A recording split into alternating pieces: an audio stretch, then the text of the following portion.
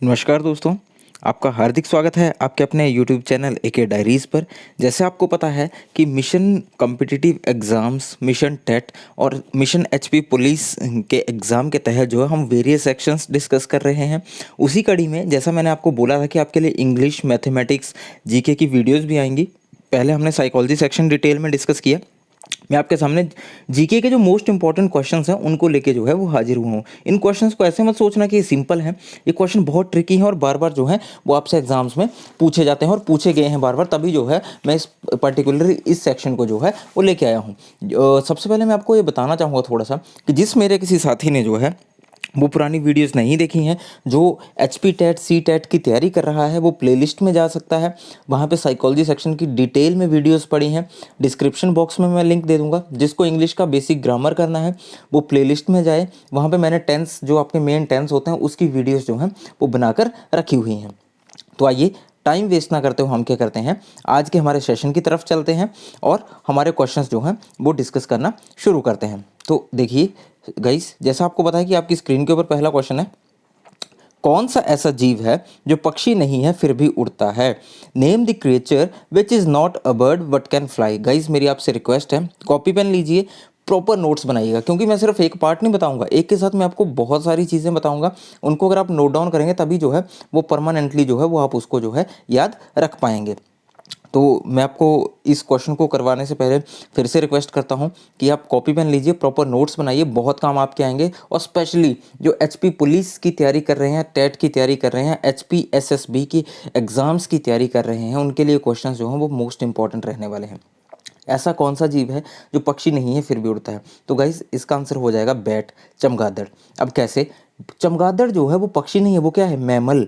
Mammal है, MAMMAL। अब question उठता है कि व्हाट इज मैमल? मैमल क्या होता है? मैमल जो है वो आपके ऐसे जानवर होते हैं जो डायरेक्टली बेबीज को बर्थ देते हैं। लाइक ह्यूमंस जो है वो बेबीज को बर्थ देते हैं, वो एग्स ले नहीं करते, वो अंडे नहीं देते। मैमल्स वो होते हैं जो डायरेक्टली जो है वो बेबीज़ को बर्थ देते हैं, लाइक ह्यूमंस। तो सिर्फ इनमें से एक बैट ऐसा है जो डायरेक्टली, चमगादड़ ऐसा जो डायरेक्टली बच्चों को जन्म देता है। आपके इसके अलावा वुड पैकर, ओल, ऑस्ट्रिच, ये सारे एग जो हैं वो ले करते हैं। तो बैट जो है वो मैमल है और ओनली मैमल है that can fly. Bat is the only flying mammal. एक सिर्फ ऐसा मैमल है जो उड़ सकता है। तो आपको पता है कि ह्यूमन या बाकी जितने जानवर जो बच्चे देते हैं वो नहीं उड़ सकते सिवाय चमगादड़ के। जो आपका ऑस्ट्रिच है, ऑस्ट्रिच जो है वो वर्ल्ड्स लार्जेस्ट बर्ड, दुनिया का सबसे बड़ा पक्षी कौन है? ऑस्ट्रिच। कई बार क्वेश्चन आ जाता है कि name the world's largest bird, तो आपने क्या करना है? ऑस्ट्रिच। आइए चलते हैं हमारे आज के अगले क्वेश्चन की तरफ। किताब अल हिंद के लेखक कौन है? गाइज बहुत इंपॉर्टेंट क्वेश्चन है, बार बार पूछा जाता है। Who is the writer of the book किताब अल हिंद? देखिए अल बिरूनी, अल बिरूनी है। अब क्वेश्चन उठता है अल बिरूनी कौन थे? ये ईरानियन स्कॉलर थे, आपके ईरान के थे, ईरानियन स्कॉलर थे। आपको जो है वो तुक्का यहीं से लगाना, किताब अल हिंद।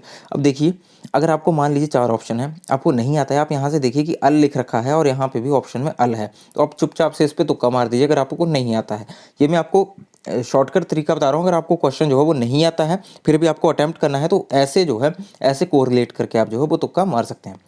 अब नेक्स्ट गाइज, ये बाकी जो 3 ऑप्शन है बहुत इंपॉर्टेंट है, मोस्ट इंपॉर्टेंट जो ऑप्शन हैं वो हैं। देखिए कैसे, जो आपके अबुल फजल हैं बहुत इंपॉर्टेंट है।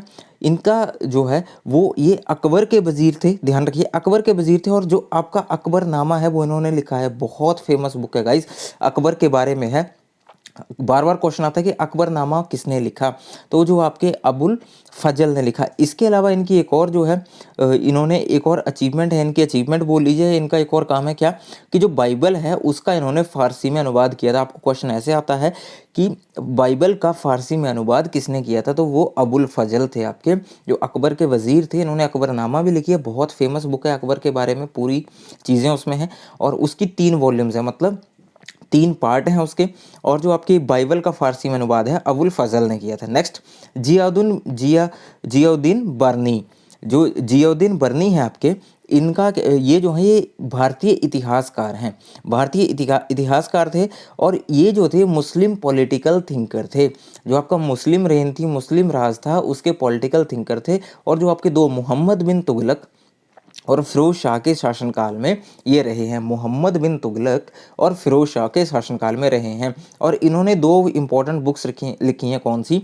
एक है तारीख ए फिरोज शाही, तारीख ए फिरोज शाही, और दूसरी कौन सी लिखी है इन्होंने?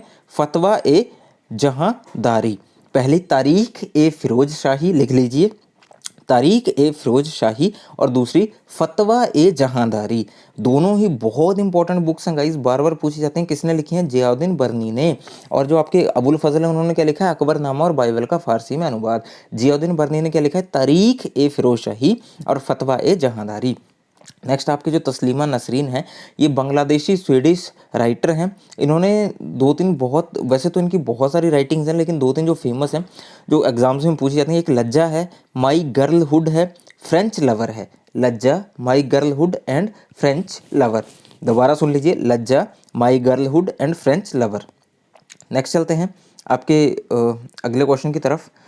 गाइस बहुत इंपॉर्टेंट क्वेश्चन है, बार बार पूछा जाता है। सूचना का अधिकार अधिनियम किस वर्ष अस्तित्व में आया?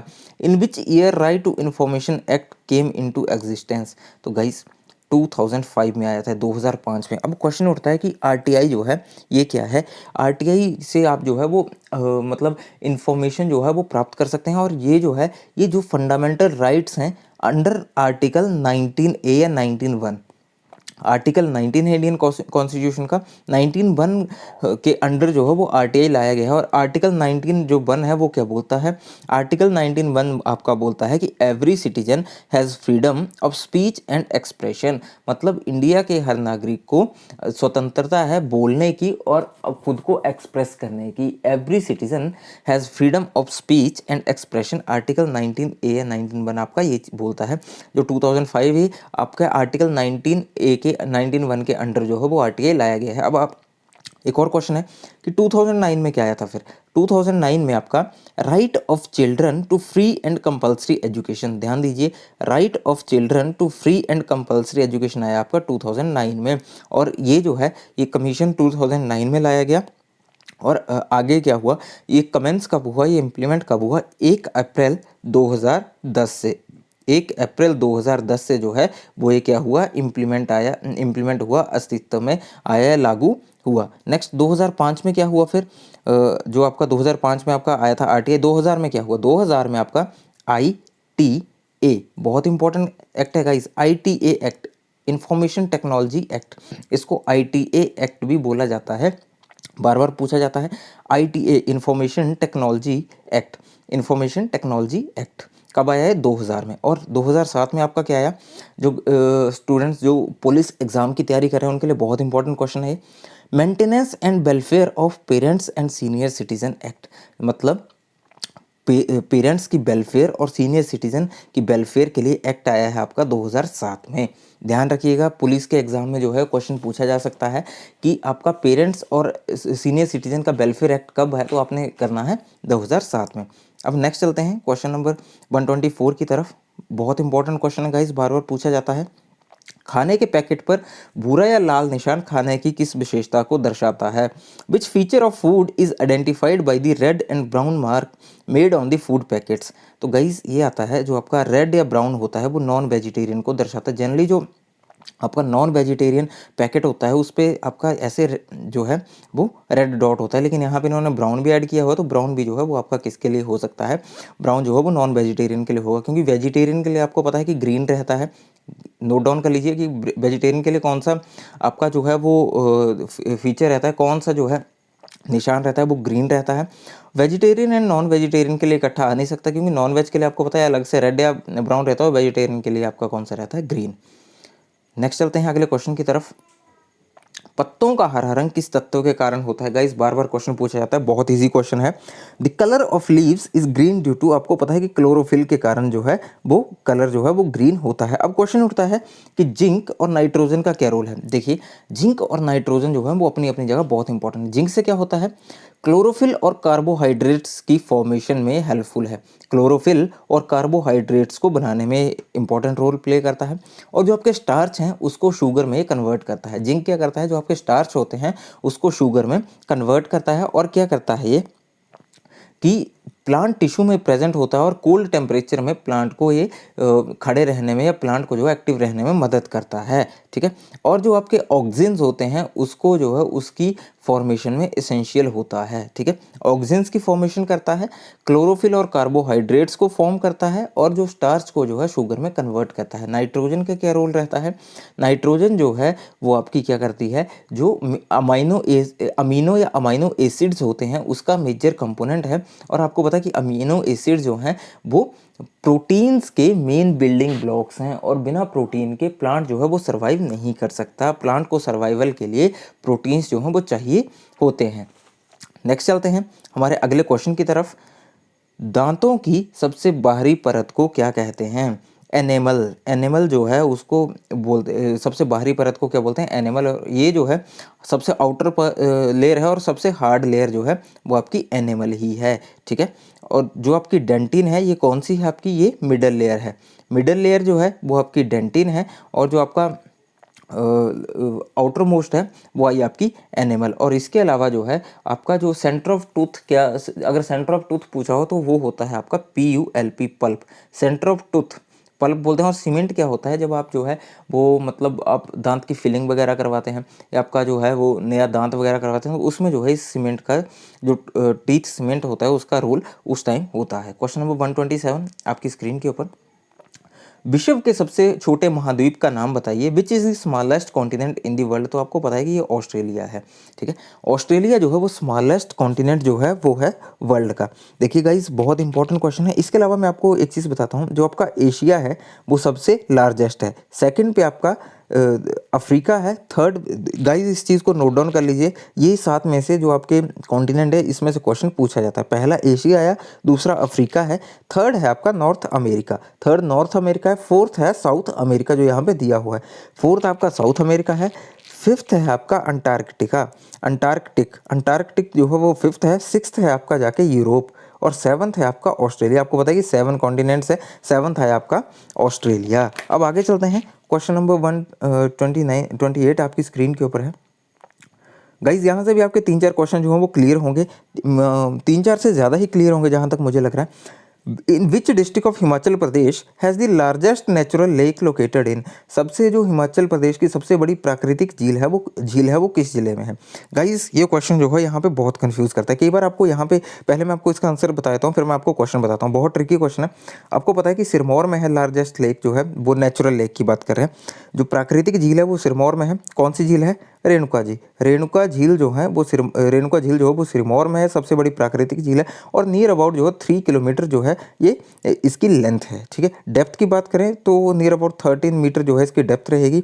लेकिन इसमें नहीं जाना है, आपको आपसे जो भी लेंथ भी नहीं पूछेगा, आपसे कई बार नाम देके पूछा जाता है कि रेणुका जी झील जो है वो किस जिले में है? सिरमौर में है, सबसे बड़ी प्राकृतिक झील है। कई बार आपको क्वेश्चन ऐसे घुमाया होता है कि हिमाचल प्रदेश की सबसे बड़ी कृत्रिम झील किस जिले में है, ठीक है। तो बिलासपुर दिया होगा, तो आप जो है कृत्रिम को फटाफट क्या कर लेते हैं, हम कृत्रिम को जो प्राकृतिक समझ के सिरमौर पे लगा देते हैं, या जो आपकी प्राकृतिक है उसको कृत्रिम समझ के जो बिलासपुर पे लगा देते हैं as a Govind Sagar lake. Sirmaur में आपकी एक और झील है, कौन सी है?